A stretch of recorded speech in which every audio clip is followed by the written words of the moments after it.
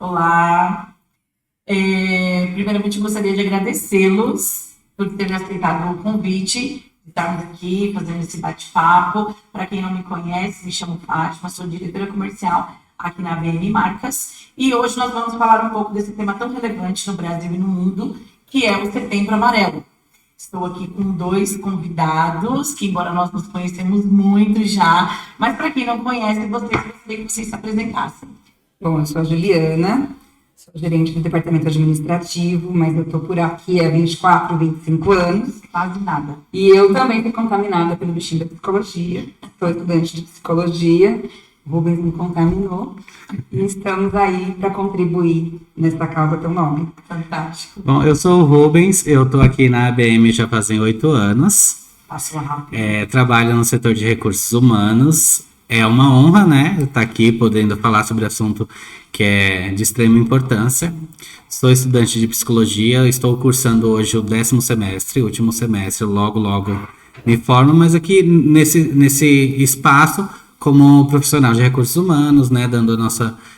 um bate-papo mesmo, né, sobre o assunto, sobre o que é, como é, o que funciona, onde vivem, né. Acho interessante essa abertura que a ABM dá para bater esse papo de uma forma mais leve, Sim. mas trazendo informações importantes. Sim.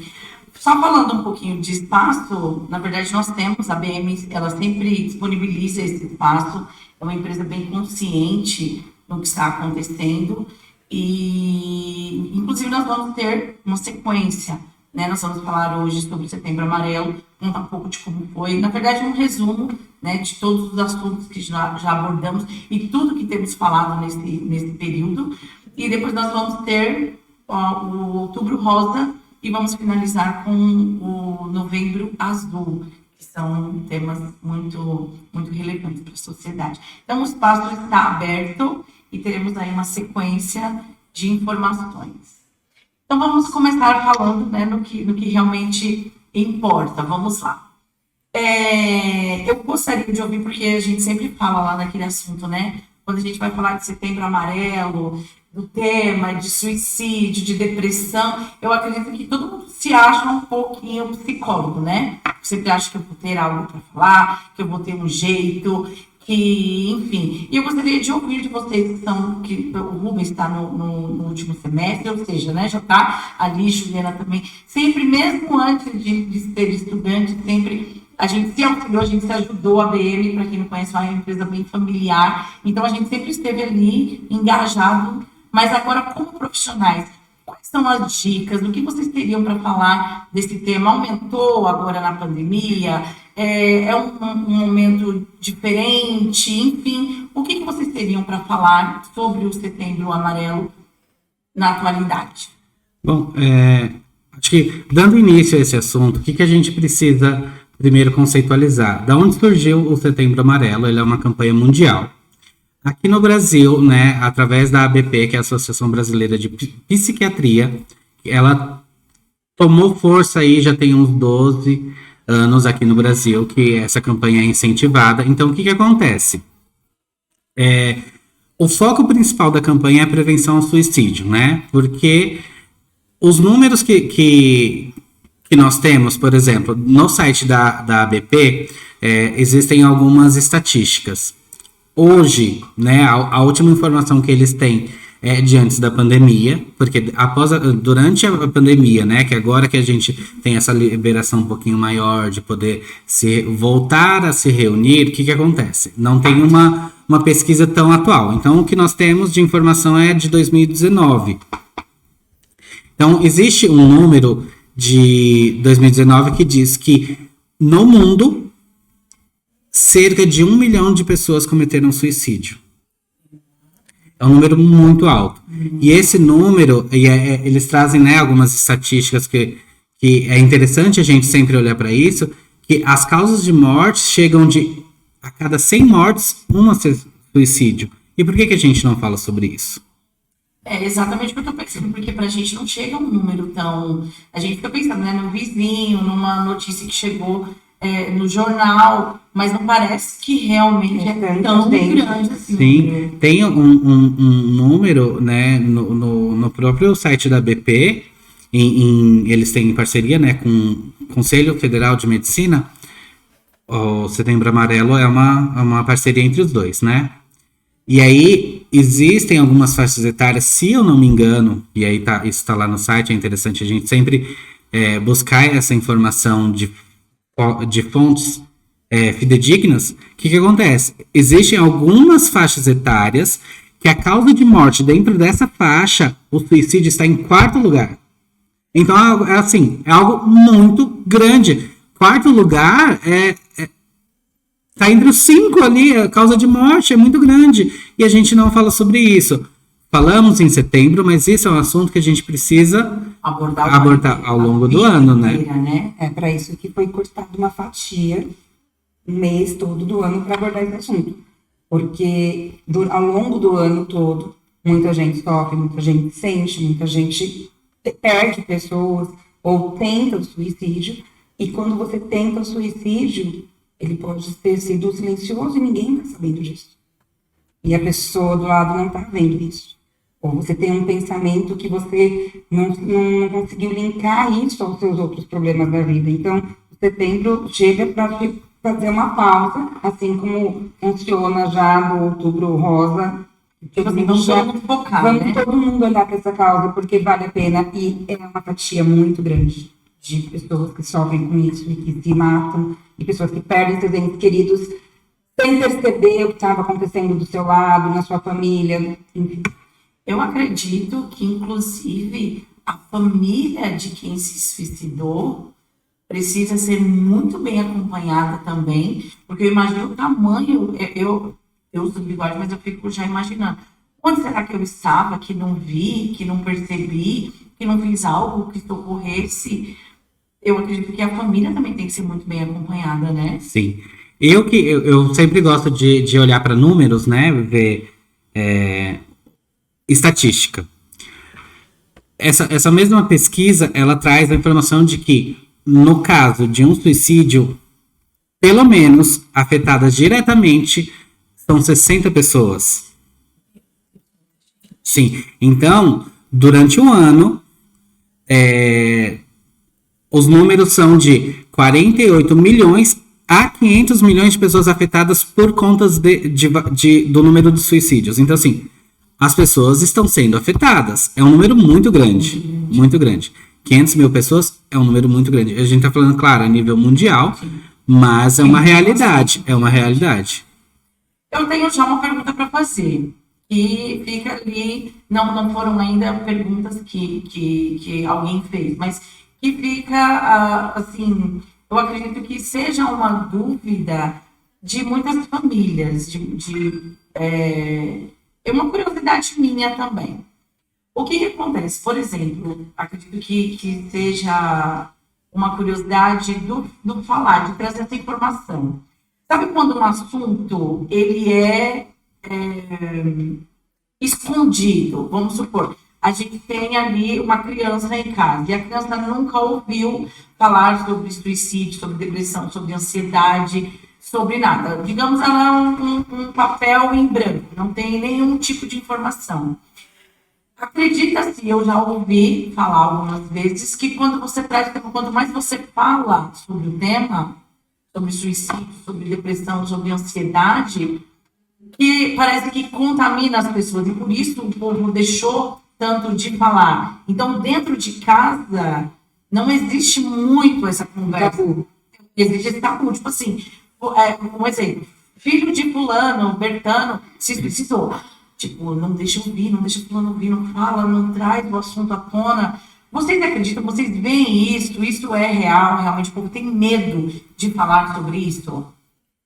Fátima, vamos pensar que o diálogo é a chave de tudo. Então, ainda temos hoje famílias que não falam sobre sexo com os filhos. Temos hoje famílias que não falam sobre política. Então, falar sobre morte, antigamente falava assim, não fala a palavra câncer dentro de casa porque a doença é maldita. Então, falar de morte também é algo muito pesado para uma criança. Mas será que se a gente não trouxer o valor da vida para uma criança desde pequeno, a gente já não vai agregar nessa criança valores que lá na frente vão formá-la para que ela dê mais valor à vida, na questão de quando ela for falar com um amiguinho sobre suicídio, do que a mamãe e o papai me ensinaram sobre a vida, sobre amor próprio, sobre autoestima, sobre me reconhecer como ser humano. Tipo, Então, aprender de uma fonte segura, né? tudo depende da forma positiva ou negativa que você vai passar essa mensagem. Falar sobre morte é pesado. Falar sobre morte é triste. Não tem como a gente dar uma notícia de morte com felicidade para ninguém. Então, não deve ser tratado assim também dentro de casa. A criança não deve banalizar o assunto de uma forma natural, que nem eu estou falando, vamos falar de sexo, de religião, de política. Não é banal, é forte, é pesado, é sério, mas tem que ser discutido. Sim, e para além disso, usar uma linguagem que a criança entenda.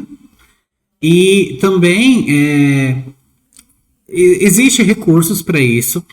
Por exemplo, falar sobre morte, ou no caso do suicídio, você não vai falar explicitamente sobre o suicídio e sobre formas para o suicídio. Você vai falar sobre saúde mental, né? Que eu acho que o suicídio, ele não é uma questão só social, ele é uma questão de saúde, né? Tanto é que no caso de uma tentativa ou no caso de uma suspeita iminente de suicídio, você vai acionar um serviço de saúde. Então, você vai conversar com a criança numa linguagem que ela possa entender a respeito de saúde mental, a respeito da morte.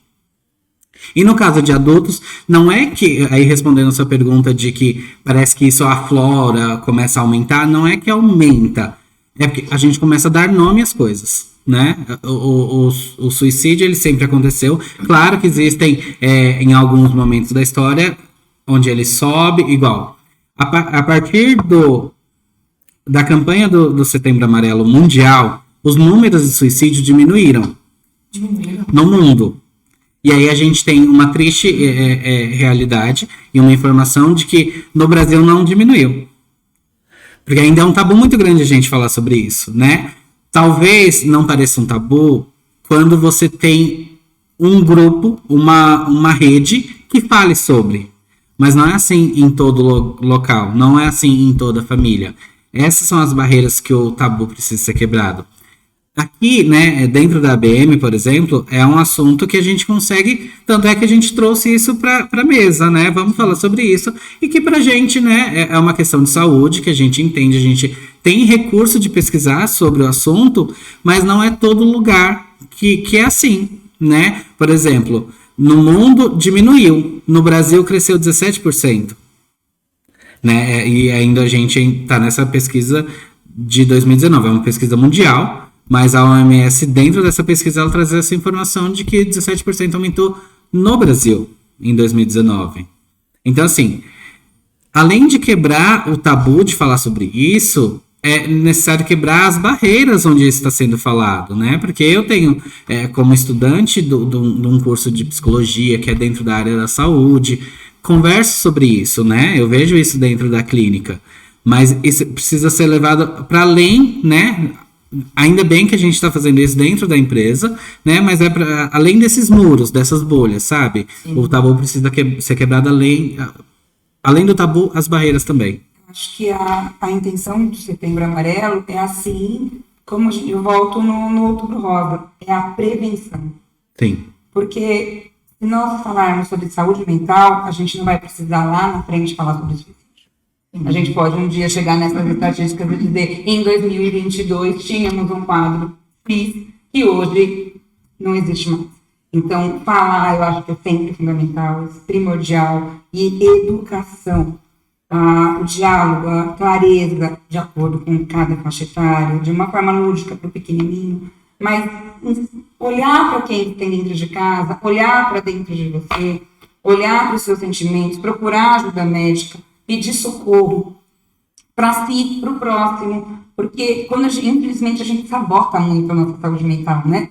O que a gente estava conversando hoje, e a gente está com dor de estômago, a gente procura o médico, a gente está com dor de cabeça, a gente toma uma dipirona, mas a gente está com uma perturbação, um pensamento, a gente coloca embaixo do tapete e vai levando os problemas, e vai levando. Então, a ideia é ter saúde mental, para ter uma vida equilibrada, para a gente diminuir o número de suicídios.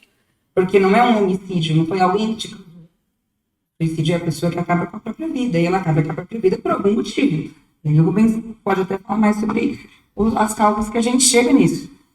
Então, para a gente chegar na causa, a gente precisa conceitualizar o que é saúde, né? Para depois conceitualizar o que é saúde mental. O que é saúde? Saúde ele é compreendida em 3 espaços, né?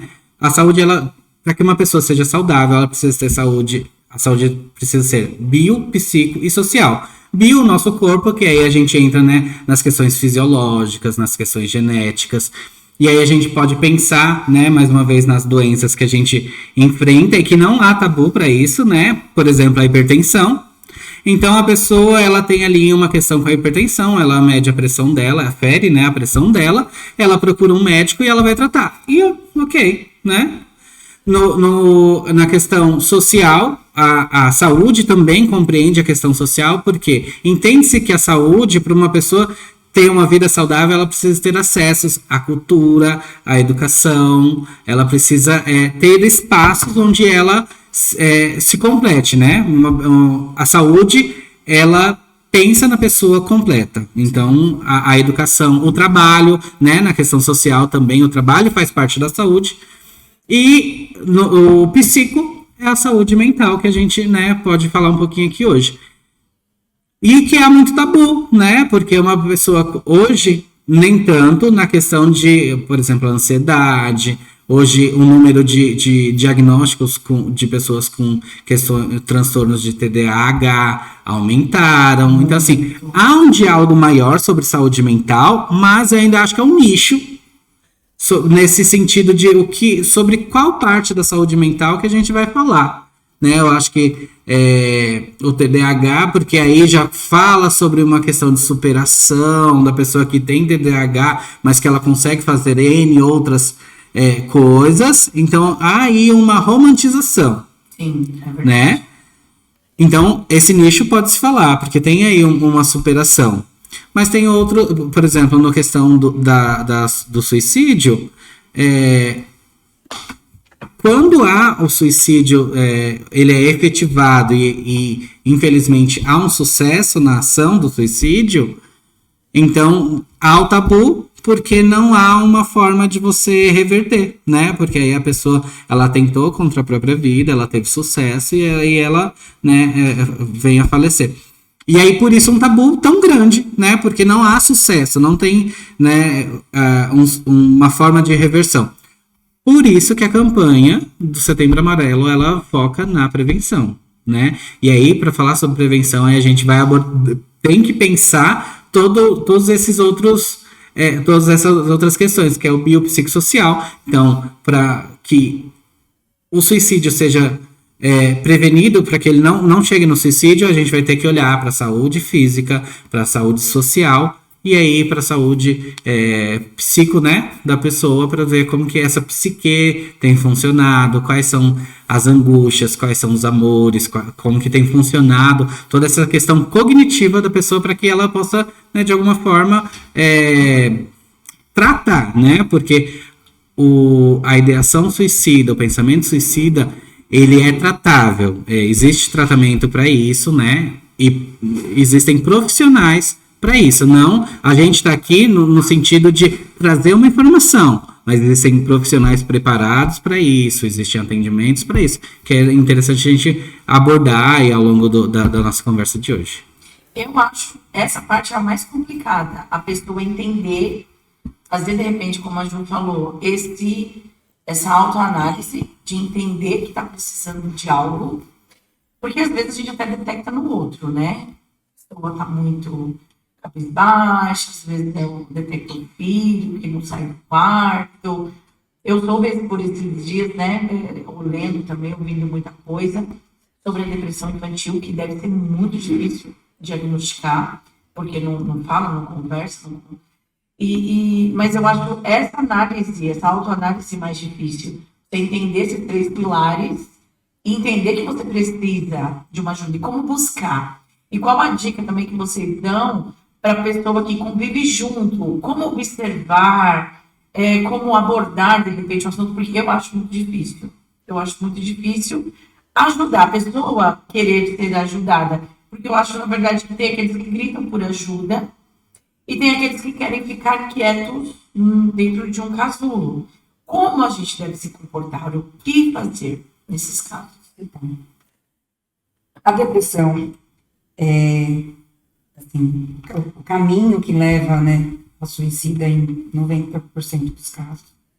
E a gente tem que pensar que quem está com depressão trabalha. Quem está com depressão dá risada. Quem está com depressão bebe. Quem está com depressão faz as suas atividades como normais. Cuida dos filhos, vai para a escola, vai para o trabalho, paga as suas contas em dia. Então, não é fácil você identificar aquela pessoa porque ela está em depressão. Porque tem algumas características que tem pessoas que têm a depressão que a gente olha e fala assim, não acredito que não tem depressão, porque ela é tão alegre, porque ela é tão carinhosa. Se ela fala, a gente não acredita. Porque ela tem de tudo, né? Então, depressão é uma doença. A pessoa tem a doença, ela tem que ser tratada. Tem a sua atividade normal, a depressão já não é mais uma depressão. Assim. Quando a gente começa a perceber, ela já está em um grau mais avançado. Então, não existe caminho para ajuda, senão médico. Então, ela tem que procurar ajuda médica. A pessoa não consegue sozinha, então ela tem que ter a sua rede, um olhando para o outro, né, no intuito de até evitar que chegue a um suicídio, a acompanhar essa pessoa, a pedir ajuda médica. Não tem como a gente tentar resolver isso dentro de casa, com uma conversa, porque se é um quadro depressivo, e se for diagnosticado como depressão, essa pessoa precisa de tratamento. Nesse grau que você falou, o grau da depressão, quando vai procurar ajuda médica, também existe isso? Por exemplo, eu detectei uma pessoa, a pessoa está diferente. Eu oriento procurar um terapeuta, um psicólogo, ou eu já falo com psiquiatra, ou como é essa... O ideal é sempre que comece pelo médico, né? Ou um médico... Pode ser até pelo médico clínico. Ele vai avaliar, né, fazer a primeira avaliação e ele faz o encaminhamento. Há a possibilidade de você chegar direto no psiquiatra. Então, como que funciona? Qualquer depressão, ela é tratável. Existem algumas resistentes ao tratamento, mas aí existem ao tratamento mais usado, né? Mas aí eles vão procurar um tratamento mais específico para esse tipo de depressão, que é a persistente. Mas qualquer nível, né, grau de depressão, ela é tratável, e aí o médico, principalmente o psiquiatra, ele vai avaliar se essa depressão ela precisa ser tratada com psicofármaco, no caso de remédios, ou com a psicoterapia. E aí esse médico, que geralmente, no caso de depressão que precisa ser tratada com remédio, com psicofármaco, ele, além do remédio, a maioria dos psiquiatras já indicam também uma psicoterapia, né? Então, elas andam junto, né, nesse tratamento, tanto a medicação quanto a terapia. E aí, alguns casos que eles consideram mais leves, ela é tratada com a psicoterapia. Alguns casos não são necessários o medicamento. Então, diferente do que se imagina, eu não preciso ir diretamente marcar um psicólogo ou um psiquiatra. Posso ir num clínico. O clínico... Sim, lá no postinho mesmo, no postinho, isso. Legal. E aí ele faz o encaminhamento. Alguns casos eles já encaminham para terapia, porque o SUS, ele também tem o terapeuta lá no postinho, não todos, né? A gente sabe que tem alguns problemas em algumas regiões, mas no próprio postinho tem um psicólogo, e aí ele, dependendo da demanda, e do acesso que a pessoa tem, ele vai encaminhar para que faça uma terapia, né, no particular, que aí no particular você consegue um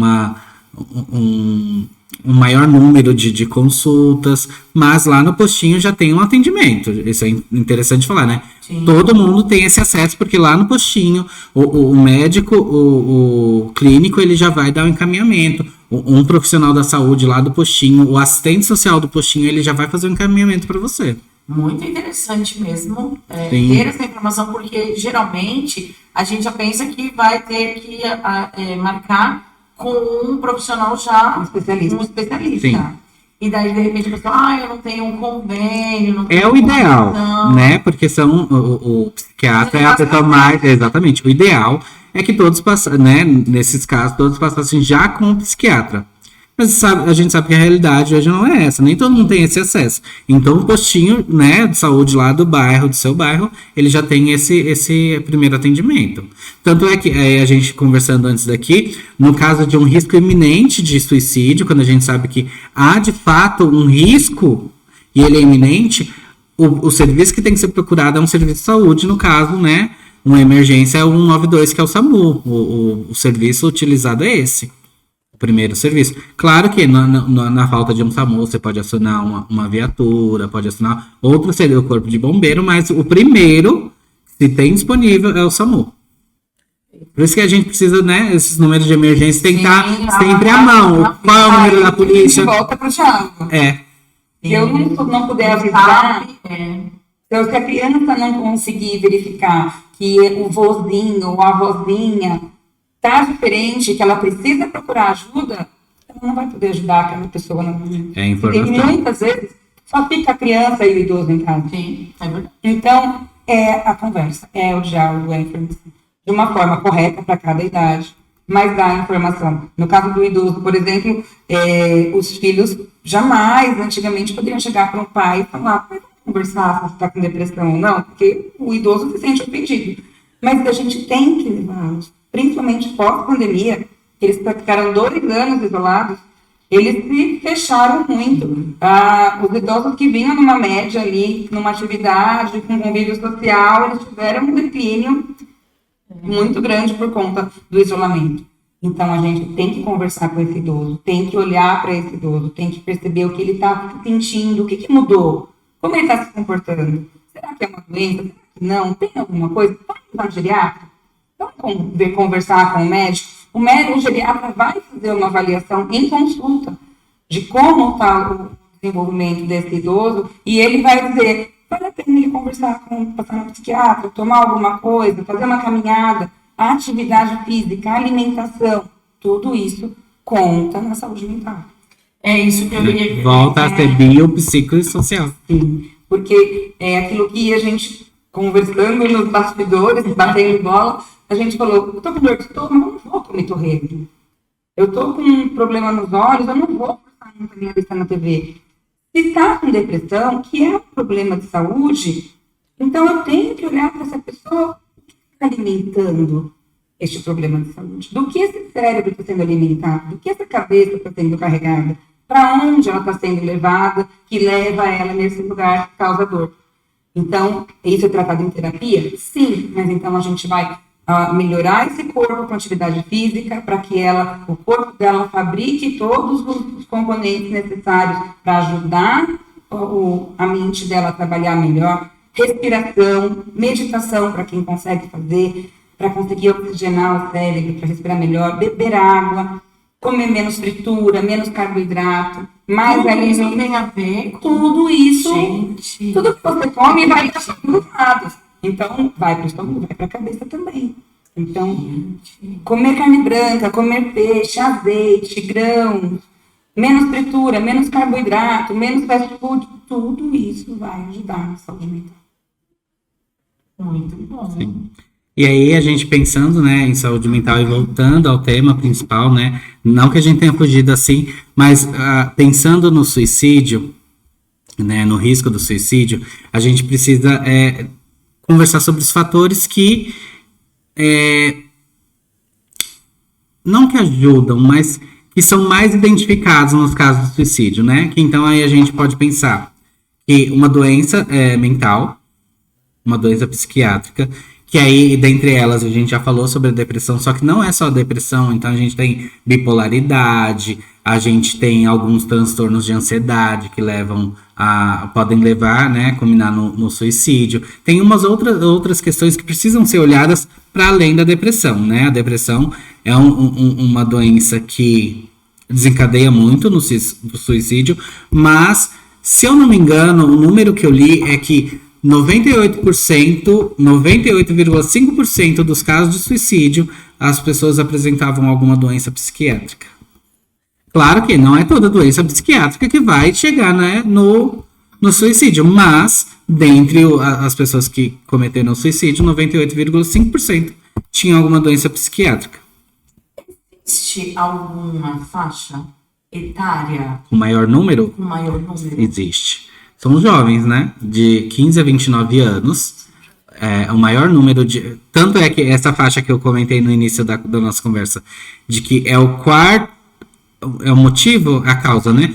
A quarta maior causa de casos de morte é dentro dessa faixa, dos 15 a 29 anos. Isso mundial. É o suicídio. É assustador, né? Isso chega a... Que 15 a 29 anos. Porque existe toda uma questão de, por exemplo, até os 21 anos o córtex não está totalmente formado, né? Tem essa questão também. Maturidade. Tem a questão da maturidade, né? Não que isso... mudança de hormônio também tem a ver. Sim, porque o cérebro, ele funciona, os hormônios, principalmente, né? Os hormônios ligados ao nosso humor, eles funcionam como neurotransmissores entre os neurônios. É assim que funciona a depressão. A depressão, ela é uma doença que afeta o humor. Então, se os hormônios causam uma má comunicação entre os neurônios, afeta o humor desse paciente. E aí causa e aumenta essa depressão. É isso que acontece com a depressão. E aí, no caso do adolescente, do jovem, essa bomba ou falta desses hormônios, né, que fazem a vez do neurotransmissor, pode, né, aumentar essa depressão e, com isso, aumentar o número de possíveis suicídios. Então já fica um pouquinho mais complicado um diagnóstico, né? Porque vamos pensar, eu tenho convívio direto com diversos adolescentes. E, no geral, eles já são muito reservados, eles já querem ficar muito sozinhos, querem ficar em ambientes escuros, lá, com fone, ouvindo música, a parte deles quererem ficar muito sozinhos, mais isolados. E daí, até que ponto a gente não consegue, assim, com a questão de não se intrometer no espaço deles, respeitar o espaço, como chegar, até que tempo, que a gente estava tentando, a gente falou um pouquinho antes, o tempo para você tentar entender que está acontecendo alguma coisa diferente, ou se é só a idade mesmo do adolescente respeitar O isso. adolescente, ele é over, né? Os sentimentos são mais apurados, tudo ele sente maior do que a lente dele está ampliada. E a tecnologia não tem ajudado muito para o convívio social, né? O convívio social dele está na tela. A gente tem que buscar cada vez mais uma forma de entrar nesse mundo e trazê-los para o nosso mundo também. Tem que ter a empatia e o respeito, porque eles estão se formando quanto indivíduos, então a gente acaba até agredindo, tentando invadir um espaço que é deles, porque ele está realmente criando a personalidade dele, ele está fazendo quem é ele, fora da mamãe, do papai, do tio, e ele precisa se afastar disso para poder se formar. Mas na sua rotina, no seu convívio, você sabe quais são as rotinas do seu filho. Né? Você sabe como o seu filho se porta. Você sabe se ele tem muitos amigos, se ele não tem amigos. Se ele tem muitos amigos, de repente não tem mais ninguém. Se ele conversava muito com o fulano, de repente não conversa mais. Se ele tinha esse hábito de comer muito bem, hoje ele não come tão bem assim. Ou ele não comia e hoje não come. Ou ele passou por um trauma durante a vida, perdeu alguém, perdeu um curso que queria fazer muito. Como ele reage aos seus problemas no dia a dia. Isso a gente está falando, lógico, de um adolescente que não tem nenhuma característica, nenhum quadro de nenhuma doença mental já diagnosticada. No seu dia a dia, do seu filho, que até então é super saudável. É vigiar, é estar presente, é não abandonar para as telas, entregar no mundo do videogame, porque enquanto você estiver de olho, enquanto você estiver trazendo ele para o seu mundo, você vai ter conhecimento da rotina que é dele. E não ter o preconceito de dizer, filho, vamos conversar. Puxar para uma conversa e também pensa sobre isso, porque eles podem te surpreender. Sim. A minha me surpreende o tempo todo. O meu também. Né? As escolas fazem muito esse projeto, né? Principalmente pós-pandemia, que eles precisaram se socializar novamente. As escolas estão fazendo muitas campanhas de socialização dos adolescentes. E este ano, que é o primeiro ano pós-pandemia, que eles estão realmente 100% presencial, os trabalhos todos foram voltados ao suicídio, ao bullying, ao preconceito, à depressão, ao olhar para o próximo, justamente para verificar o que aconteceu. O que aconteceu realmente nesses 2 anos, a gente só vai saber lá na frente, não tem como prever. Então, é mais do que nunca vigiar. Vigiar como ele está se portando nessa volta ao convívio social. Eles tiveram uma quebra de 2 anos da iniciação, que é os mais novinhos, né? A iniciação ao convívio social. Então, eles estão meio uns patinhos aprendendo a andar ali, a socializar. Tudo novo, né? E isso para o adolescente é over, como você falou. Eles são, meu Deus, assusta. Então, tá junto. Pegar na mão, ajudar, dar uma empurradinha para ir. Porque foram 2 quebras, né? Foram 2 vertentes que trouxeram um impacto, não tem como. Primeiro, fecha tudo, fica em casa, o adolescente, ou de repente a criança, que hoje é adolescente, ele tinha um convívio social na escola, ele já brincava, tinha uns amigos, de repente fica em casa. Dali já teve um trauma. Aí ele se acostumou, foram 2 anos e tanto em casa. Aí ele começa a pegar aquele formato, agora você vai. Agora o normal é ir para a rua. E alguns não queriam mais. E alguns não queriam sair. Sim. E aí, pensando, né, serve para adolescentes, mas serve, né, para um público em geral. Observar a ABP, né, eles têm uma cartilha que eles indicam algumas coisas que você precisa observar. Que aí, né, o que a gente já falou, o histórico de alguma doença psiquiátrica, o histórico de suicídio na família, isso é um quesito que precisa ser observado. Se ele tem um familiar que cometeu suicídio, é interessante você olhar para isso, é um risco, né, é um fator de risco. Então a gente tem comportamento autolesivo, então se o adolescente ou adulto, ele costuma se automutilar, ele faz cortes, então isso precisa ser olhado, é um fator de risco. O uso, né, de drogas, e aí entram, né, todas elas, tanto lícitas quanto ilícitas. Então a gente tem, né, o álcool, o cigarro, a maconha, o crack, e aí, né, tem várias outras drogas. O histórico de abusos, né, seja ele abuso físico, sexual, psicológico, esse trauma é um fator de risco. E a impulsividade, né? Porque. E aí a gente pode pensar numa fala da Juliana, que ela trouxe de que algumas pessoas não aparentam, né, ter uma depressão. Depressão não tem cara, essa é a verdade, né? E aí a gente tem 2 coisas, né? Depressão não tem cara, de que então pode acontecer por uma impulsividade, e aí essa impulsividade pode acontecer após, por exemplo, um término de relacionamento, tanto no adolescente quanto no adulto, um término de relacionamento, um desemprego, um conflito familiar. Então, assim... Um uso de álcool. Sim, o uso de álcool. Então, assim, a impulsividade vem a partir daí, né? E aí, além disso, aí a gente, né, pensando que esses são os fatores, né? O abuso, o histórico de alguém que já cometeu suicídio, a doença e tal. A gente sabe quais são, né, os fatores.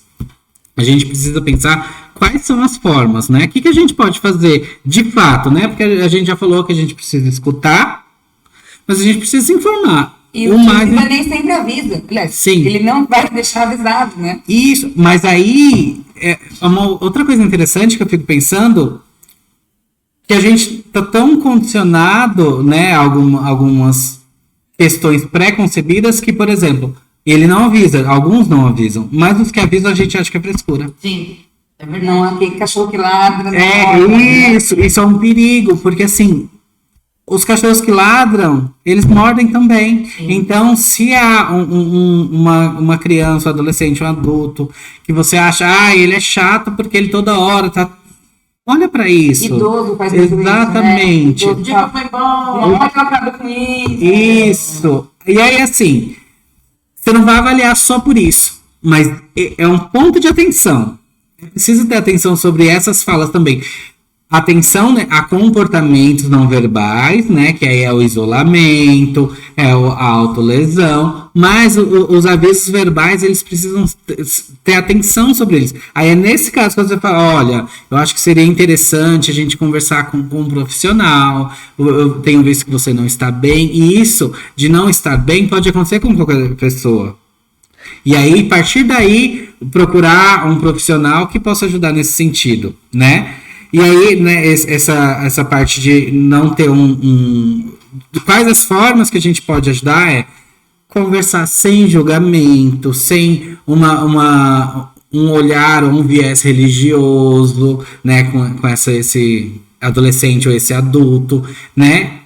Em contrapartida, a questão, o vínculo religioso, o vínculo com uma comunidade é um fator que faz muito bem, né? Tanto, não só a religiosidade, mas a espiritualidade, que ela tem questões diferentes. A fé, né? A fé, exatamente. Então, são questões que a gente precisa olhar também, que são benéficas, né? Assim como existem fatores, falas que você pode usar para contribuir para uma piora nesse quadro depressivo, nesse quadro impulsivo, existem, né, uma conversa franca. No caso de, por exemplo, há uma conversa sobre suicídio, que vocês falaram, né? Nós estamos, eu queria acabar com isso, uma fala de desesperança. A conversa tem que ser clara. Existe um desejo de morte? Porque o suicídio é um tabu. A última gota, não é um pedido de socorro, já é cansei. Não dá mais, não tem mais como continuar vivendo nisso, nessa situação. Então, a conversa ela tem que partir exatamente disso que você falou. O que está acontecendo? E tem que ser pera. Vamos conversar. Não. A gente vai conversar. Se você, nessa conversa, você viu que há um risco, mesmo não falado, não hesite em perguntar. Essa é uma das instruções da ABP. Mas não é uma pessoa que pode parar você. Exatamente. A gente está falando de pessoas informadas sobre o assunto. Aí, por quê, por exemplo, né? Não é uma questão de excluir um grupo ou não, mas, por exemplo, eu faço essa pergunta, e aí eu não sei quais são os meios que a gente não indica aqui. Você precisa ter meios para, por exemplo, aí se a pessoa, sim, e agora, o que eu faço? Não, você tem que saber o que vai fazer a partir dali. O que precisa fazer? A gente vai atrás de um profissional agora, a gente vai atrás de alguém agora. Há um risco iminente? Vou ligar pro SAMU. E informa a pessoa. Precisa ser algo consciente. Corajoso. Um ato corajoso. Corajoso. Então, na verdade, o tabu, ele vem já desde aí, né? Eu não quero falar sobre isso porque eu não quero lidar com isso. Não sei o que fazer. Eu não sei o que fazer. Eu vou visitar um parente que está com essas características, mas eu não vou tocar no assunto. É assim mesmo. Você vai chegar lá, você não fala nada. Mas por quê? Será que é porque eu não quero abraçar aquela causa, eu não quero pegar para mim aquele problema, eu não quero dar ajuda àquela pessoa? Então, falar da consciência é, novamente, olhar para dentro de você e você, muitas vezes, ir procurar a sua ajuda, você ir procurar o seu médico. No caso das pessoas que não têm uma doença mental já diagnosticada, que entrou num quadro depressivo, assim que se perceber doente, procurar ajuda. Então, eu queria que vocês dessem algumas dicas agora bem focadas para o nosso pessoal mesmo, que trabalha junto com a gente agora em home office, todo mundo é mais restrito, embora a gente está voltando ali, né, gradativo, mas para o povo que mudou totalmente a rotina, que está em casa, principalmente a mulherada, eu já ouvi muito das mulheres que mas antigamente eu levantava, tomava meu banho, maquiava, isso, saía, via gente na rua, via gente no trânsito, no ônibus e tal, conversava como foi meu dia, como foi minha semana, e hoje a gente não tem mais isso. Então a gente ganhou muito por um lado, né, home office, e por outro a gente perdeu um pouco nessa parte. A tristeza, eu tô triste por conta dessa situação, eu tô deprimido, eu tô em depressão, ou quais as dicas que vocês dão para a pessoa dentro de casa, a rotina, como lidar com isso, o que fazer com o trabalho home office, para que não caia em uma situação como essa? Bom, e aí, né, foi tirado, né, em março de 2020, foi tirado o convívio social. Esse já é um fator muito, principalmente para o caso da pessoa que já tem uma questão psiquiátrica, isso é um fator de muito risco, né, foi tirado todo o convívio social. Hoje, né, graças à vacina, a gente pode voltar a conversar, né, a ter esse bate-papo, mesmo que em 2020 a gente não poderia nem ter tá aqui fazendo esse bate-papo. Então são duas coisas. Primeiro, a gente precisa, né, diferenciar o que é tristeza, o que é estar deprimido e o que é, né, a gente fala sobre a depressão porque é um dos maiores, uma das doenças com maior incidência no suicídio. Então, Ju, você quer fazer essa diferença entre tristeza e depressão? Então, na verdade, nós chegamos a um consenso na questão da tristeza e depressão, né? Porque tristeza é um sentimento válido. Ninguém é 100% feliz. Nós temos momentos de felicidade, nós temos momentos de tristeza. Então, não é porque a pessoa perdeu um emprego, bateu o carro, terminou um relacionamento, enfim, tá com problema doméstico, tá com problema em casa, tá com problema financeiro. Ela tem que estar triste, ela tem que sentir. A tristeza, ela é válida. Você tem o direito de sentir a sua tristeza. Tudo bem você pegar uma pipoca, um filminho, deitar no sofá e ficar lá.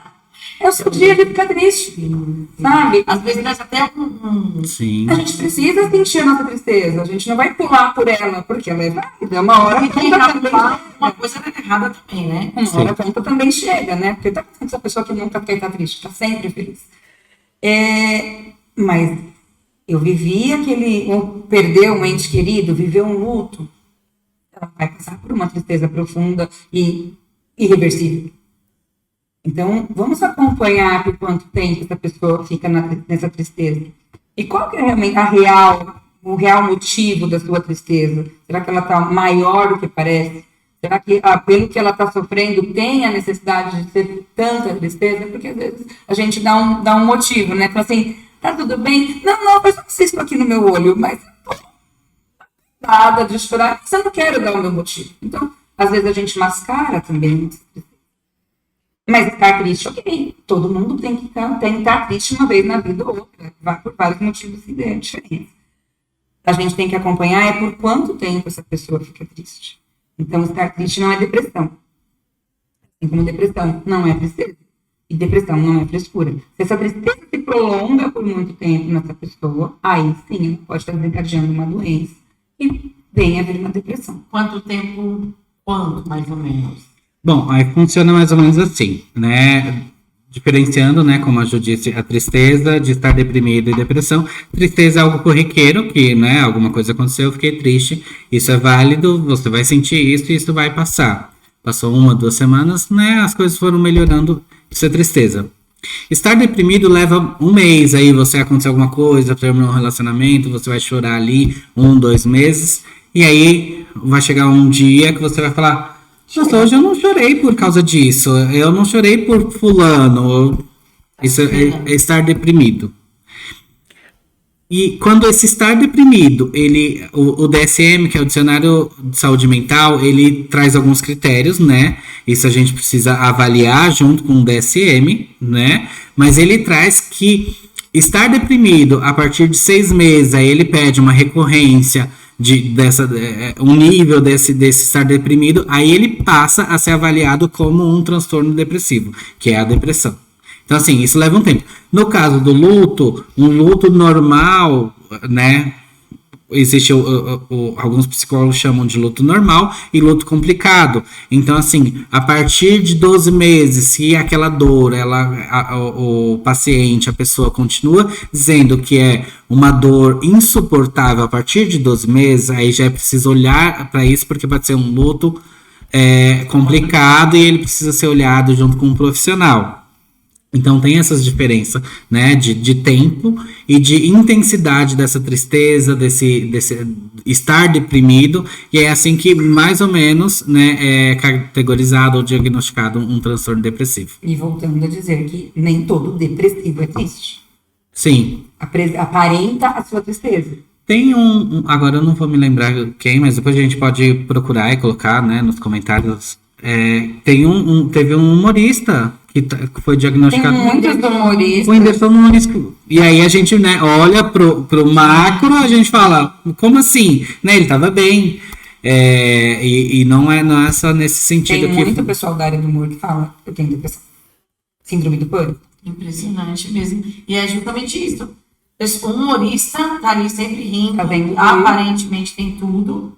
E em que momento isso se deu? E como é que você vai ajudar a pessoa? O que falar, o que fazer? Bom, mas é isso. E aí, acho que, né, pensando já caminhando para uma finalização dessa conversa, é pensar, porque assim, o suicídio é uma questão de saúde que ela é culminada a partir de uma doença psiquiátrica, de um adoecimento mental. E aí a gente podia, né, pensar um pouquinho aqui, nesses últimos minutos, quais são as formas que a gente pode, não banalizando a saúde mental, mas quais as formas que a gente tem no dia a dia, por exemplo, uma saúde física, o que a gente vai fazer? Um exercício físico, fazer os nossos exames, né, como se alimentar melhor, e como que a gente pode, né, também cuidar da saúde mental nesse sentido com coisas corriqueiras.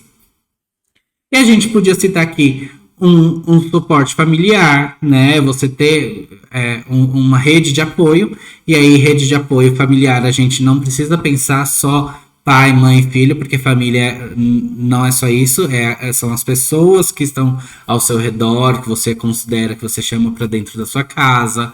A gente volta a falar sobre uma atividade física, porque na atividade física, voltando a falar sobre os hormônios, há uma liberação de hormônios quando você faz uma atividade física, e aí a sua saúde, há uma oxigenação no seu sangue, que oxigena o seu cérebro, que faz com que a comunicação entre os neurônios funcione de uma forma mais ativa. A gente tem como dica, se a pessoa tem uma religião, se ela tem uma fé, esse convívio, né, com uma comunidade religiosa, ele faz bem para a pessoa. Um hobby, se ela gosta de um esporte, né, não só pela atividade física, mas pelo hobby, algo com artesanato, com arte, são coisas pequenas, mas que elas vão culminar numa melhora dessa saúde mental, numa melhora das funções cognitivas da pessoa, e aí dificulta um pouquinho mais que caia ou caminho para uma doença mental, uma doença psicológica. Cuidado que chega até você, né? Sim. Aquilo que a gente falou eu gosto de torresmo, mas eu não como torresmo todo dia. Então, vigiar o que vem até você. O que você vai guardar dentro da sua cabecinha. Que vai martelar na sua cabecinha durante todos os seus dias lá no travesseiro antes de dormir. Aqueles diálogos mentais que a gente tem, que eu achava que eram saudáveis, agora eu já não acho mais. Eu desvio um detox. Porque pensando que o coração está batendo o tempo todo sem que a gente controle, né? Bate o coração, para o coração, bate o coração. A gente pisca, respira, o rim está trabalhando, o pulmão está trabalhando, o intestino está todo mundo trabalhando e a cabeça não para. Ela está o tempo inteiro pensando. Então vamos pensar assim numa linguagem popular, o pensamento é bicho solto. Mas eu não consigo parar de pensar nisso. Mas eu não consigo sair disso, eu não consigo controlar isso. Então vamos ver, o que está entrando, o que você está trazendo de informação para a sua vida, com quem você está conversando, sobre o que você está conversando, o que você lê, o que você ouve. Procurar ter dentro da sua vida mensagens positivas, pessoas positivas, pensamentos positivos. Então, a cabeça é bicho solto até ali. Vamos pensar então que vamos voltar e memorizar aqui aquele lugar bom, aquele momento bom, aquele sonho bom que a gente tem, um riso de uma criança, uma coisa boa que aconteceu, para sair daquele momento triste que a gente fica naquele ciclo vicioso. Então, educar os nossos pensamentos para que a gente tenha saúde mental, para que a gente cuide da nossa cabeça. Assim como que a gente cuida pelo que entra da boca, a gente tem que cuidar daquilo que vem do ouvido, pelo que a gente vê, para onde a gente vai, para tentar levar uma vida mais tranquila. Fantástico. E respirar, né? E respirar, gente. Essa questão da respiração, ela é muito, muito, muito interessante, porque existe o exercício que a Jo, né, a gente comentou antes da gente vir para essa roda de conversa, existe a respiração diafragmática, Que aí existe, né, uma contagem, né? Respira em 6 e solta em 6. Conta até 6 inspirando. Conta até 6 expirando. E aí você faz isso, claro, ao longo de alguns minutos, 5, 6 minutos fazendo isso. Você vai sentindo uma desaceleração, né? Porque a gente tem o costume de estar ansioso. E fazer a respiração curta. Exatamente. Nossa, quando a Ju Isso. falou que a gente não respira, eu me lembrei realmente. Eu falei, Fátima, respira. Respira. Parou. Sim. Ela falou, nossa, dá até um negócio. Então, Olha, é um ótimo Sim, sim. E é interessante deixar isso também aqui, porque as pessoas podem pesquisar sobre isso, né? Sobre essa respiração. Tem o escaneamento do corpo durante essa respiração. É muito interessante. É um assunto que daria uma outra roda aqui, outro debate, outra Vocês conversa. sabem que sou super agitada e estressada e não sei o quê. Quando eu aprendi a meditação, quando me apresentaram, eu falei, jamais eu vou parar para Eu fiz meditar. a mesma coisa. Eu nunca vou meditar. E aí eu tirei o preconceito da palavra meditação, da pessoa zen, que vai ter um incenso e que eu vou ver Buda. E falei, vou parar aqui, pandemia, todo mundo trancado em casa. Não, vou parar aqui e vou fazer 1 minuto de respiração consciente. Então, é encher o pulmão até o último e observar só o seu pulmão. Sim. Quanto de ar cabe dentro do seu pulmão? E parar, segurar o ar por um tempo e soltar no dobro de tempo que você usou para inspirar. É surreal. Hoje eu já paro e falo, não, agora eu preciso meditar. A Ju sempre teve mania de quando a gente ia falar alguma coisa pra ela, isso há muito tempo. Para e respira. Ju, respira. Aí você para, já desacelera. Às vezes tá lá em cima, vai lá, corre. Ju, tem aquele vídeo. Respira. Aí você já para mesmo. Gente, mas respirar é... Todo mundo respirando. Gente, muito agradecida, de verdade, por esse bate-papo. Me enriqueceu muito, acredito que todo mundo que vai nos ouvir também. E até a próxima. Muito obrigado. Obrigada, Eu agradeço, tudo de bom.